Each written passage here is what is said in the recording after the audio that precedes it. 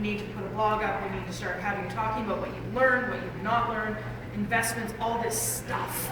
Like, if you're gonna say something bad about yourself, if something's gonna be said bad about you, make it be you that says it about yourself. And he goes, I don't know. End of the day, 5:30, we're putting up a blog. It's pretty much what I said around about 9:30, but it took him the day to figure it out. The day's pretty good for a company. It took him a day to figure it out and make it his own idea. So, I mean, hey, so we're gonna do it. And now, hold on, because this gentleman has a question, and then this lady has a question, and then this gentleman has a question. This gentleman first. I would think that we could probably draw comparisons for etiquette with traditional media in this case. Yes. And I mean, there are rules and regulations that are accessible. And I think over the course of all our lives, we've probably heard some sort of news story that's, where ethics have been in question. And I think that that's probably a good place to direct people when they're asking about what type of etiquette. And the thing is if that's the case and there is a comparison, do we not then have to worry about what's happened to traditional media in that they've got so many rules to follow that now that they've become... The challenge with traditional media, and this is where I get frustrated, Ian Watt is a great example. The British Columbia Real Estate or the bank, I forget there's several real estate bodies, but one of them, what they did is they, right underneath bus stop signs and billboards, they put the words Twitter, LinkedIn, and Facebook, because they just wanted to kind of group it under the same rules. And the thing is that these tools are bi-directional. See, Twitter or Facebook or blogging, I think, kind of is more like a telephone than a billboard, because it's two-way. So the challenge is, and this is my thoughts, is I agree, there should be a set of, you should be liable for what you say. If it's not true or you lie, you should be liable for it. But I don't think it can be fit under advertising laws, because I don't think it's advertising. That's another challenge. But I'm not just saying advertisement, dramatic broadcasting. Okay, so you're talking with journalists and things like that. So that comes from that whole, I don't know if anybody followed the whole mommy blogger free-for-all in the States. There was a whole drama in that, Ford is giving them cars to test drive, and P&G is taking them and doing mommy camps and all this stuff, and then the moms are going back and they're blogging about it, and then they're bitching they're not getting paid. Because, and this is, okay, I have to pause for a second.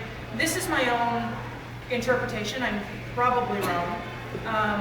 But from that perspective, what I saw was that, Ford and the big companies can't disclose that they're doing these blogger relations campaigns and then have the bloggers be like, I tried the Ford Focus and it was awesome. And not say that Ford gave them that Ford Focus to try.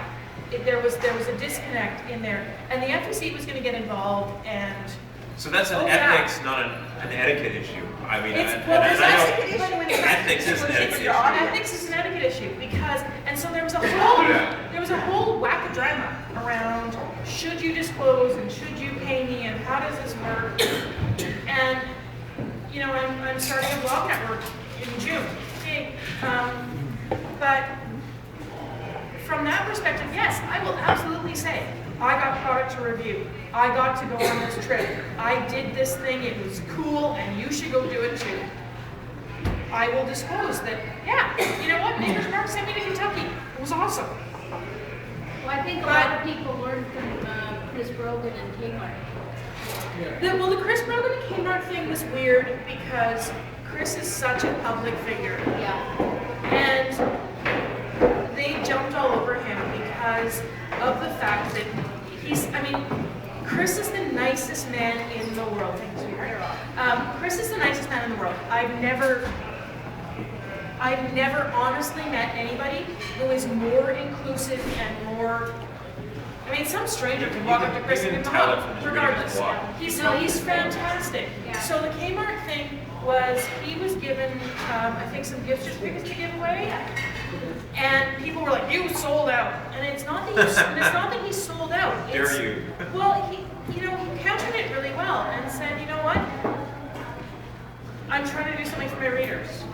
And from a journalistic perspective, I've got journalist training. So from a journalistic perspective, samples, press trips, things to give away. It's a way to monetize your site. Let's say it It right just up front. is. But say it. And that becomes an etiquette issue. So if I were to say, yes, okay, so I'm a cocktail blogger, okay, so I went to Maker's Mark. If I don't say, Maker's Mark brought me down to Kentucky, that's where the line blurs. So, there's a different thing. Does that kind of sort of answer? Okay. Yep. It's traditionally dark in actual traditional media. As a former Business in Vancouver writer, I have to say that one of the challenges that they have right now is that the publishing side is going, could you just review this? Could you just do that? And it's all blurring. So that's one of the reasons for the rise of the blogosphere was it was completely, oh, wow, I got a freebie, check it out, look at it. Or, wow, I got a freebie and God, it sucks. There was incredibly refreshing honesty there, and there was a market for it because that wasn't what they were seeing in traditional media, because that wasn't the set of expectations and rules there. Nor is it to this day. I mean, Maureen Dowd stole a quotation and didn't attribute it. If she were a blogger, she would have and got her handed over her Or ass. she would have been vilified. Yeah, well, and she was vilified. She was, but regardless. Okay, so Bonnie. Okay, so this is a good view